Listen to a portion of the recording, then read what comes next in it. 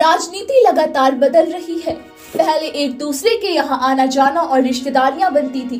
भले ही पार्टियां दो होती थी, एक ही परिवार के दो सदस्य अलग अलग पार्टियों में रहते थे।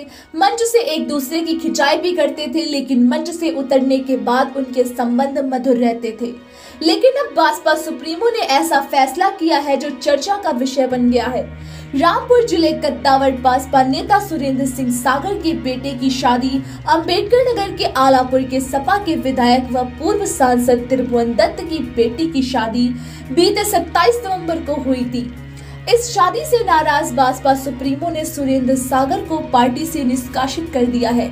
बसपा सुप्रीमो मायावती की नाराजगी इसलिए भी ज्यादा है कि त्रिभुवन दत्त पूर्व में बसपा में थे, बाद में उन्होंने बसपा को छोड़कर सपा में शामिल हो गए, जिससे मायावती काफी नाराज है। इस शादी के बाद उन्होंने रामपुर जिले के बसपा के 5 बार के जिला अध्यक्ष सुरेंद्र सागर को अपने बेटे की शादी सपा विधायक की बेटी से करने पर पार्टी से निकाल बाहर किया।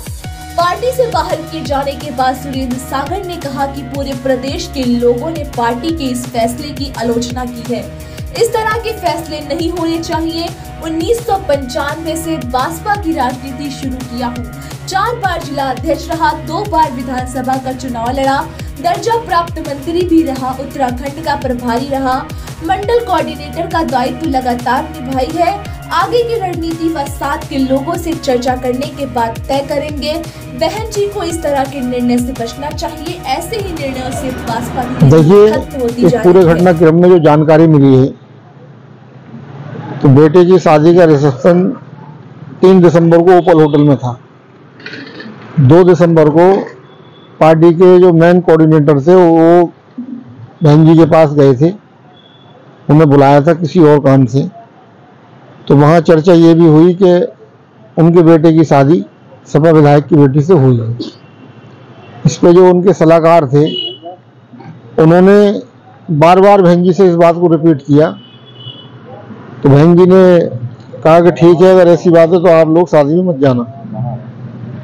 लेकिन चूंकि यहाँ हमारे तरफ से निमंत्रण था, लोगों को कार्ड पहुंचे हुए थे और सबसे पारिवारिक संबंध है, तो अधिकतर संख्या में लोग आए थे। यहाँ के वर्तमान के जिलाध्यक्ष के द्वारा ये शिकायत भेजी गई कि बहन जी के आदेश का पालन न करते हुए लोग शादी में पहुंचे हैं।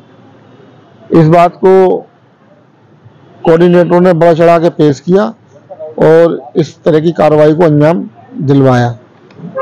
क्या मानते हैं, आपको जो समाजवादी पार्टी से जो आपके बेटे का रिश्ता हुआ है, तो उसका कहीं खामियाजा आपको भुगतना पड़ा है? इसमें खामियाजे की कोई बात नहीं है, क्योंकि हम तो बहुजन मूवमेंट के विचारधारा के व्यक्ति हैं। समाज के लिए संघर्ष आगे भी करते रहेंगे। अरे जब आपको ये पता चला कि आपका निष्कासन हुआ तो कैसा महसूस हुआ आपको, क्या लगा आपको?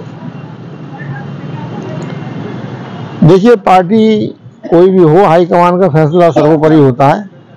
उसमें फैसले में कुछ चीज़ें गलत भी होती हैं, कुछ सही भी होती हैं, तो उसकी आलोचना जैसे जैसे पूरे जिले में, पूरे प्रदेश में लोगों को जानकारी मिली है, तो मैं सोचता हूँ ज़्यादातर पार्टी के इस निर्णय की आलोचना लोगों ने की है कि इस तरह का फैसला नहीं होना चाहिए।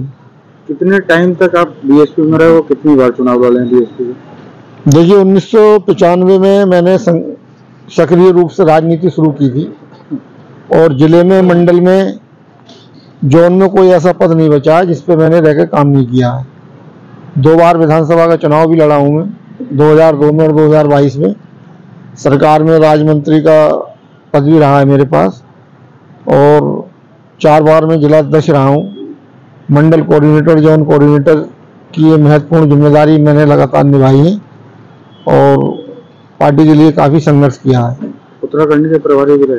उत्तराखंड का प्रभारी, प्रदेश प्रभारी भी मैं रहा हूँ। तो अब क्या मैसेज है, क्या रणनीति रहेगी अब आगे इस कदम के खिलाफ? देखिए, हमारे जो पार्टी में आस्था रखने वाले, जो चाहने वाले कार्यकर्ता हैं, उनसे राय मशवरा करके जैसी सबकी सहमति होगी आगे का कदम उठाने का काम किया जाएगा। अच्छा, क्या लगता है आपको कि आप दोनों समझे बीएसपी में थे और वो समाजवादी पार्टी में आपके मतलब बेटे के ससुर, तो ये बात कहीं ना कहीं खाली ये पार्टी के पदाधिकारियों को। हाँ, ये पार्टी के जो एक चमचा टाइप के कोऑर्डिनेटर हैं, उन्हें ये बात नागवारा गुजरी कि इस तरह से इनकी शादी हुई है, तो माननीय बहन जी गुमराह करने का काम कोऑर्डिनेटर ने किया है। कोई बात ऐसी बहन जी से कहना चाहें वो मीडिया के माध्यम से?